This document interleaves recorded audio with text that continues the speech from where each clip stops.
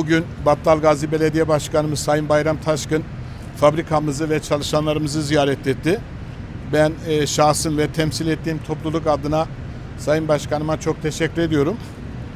Gerçekten üretim aşamasındaki çalışan emekçi kardeşlerimizi görüp elini sıkması bizleri çok mutlu etmiştir. Moral motivasyon açısından da gerçekten bize çok katkı verecektir. Ona inanıyorum. Sayın Başkanım tekrar hoş geldiniz, şeref verdiniz.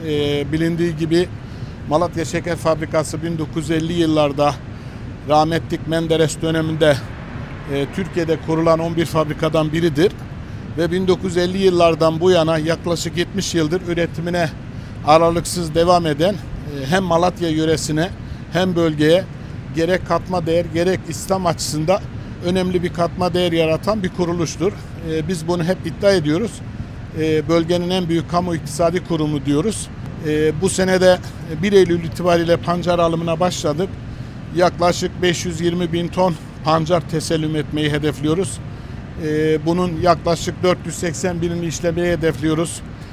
Bunun karşılığında 60-65 bin ton şeker, 150 bin ton küspe, 22 bin ton da melas hedefliyoruz.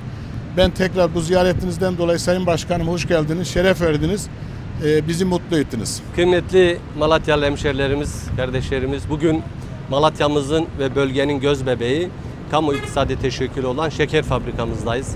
Sezonun başlaması hasebiyle sendikamızı ve fabrika yönetimini ziyaret ettik, işletmeyi gezdik. Sendika başkanım az bile söyledi gerçekten.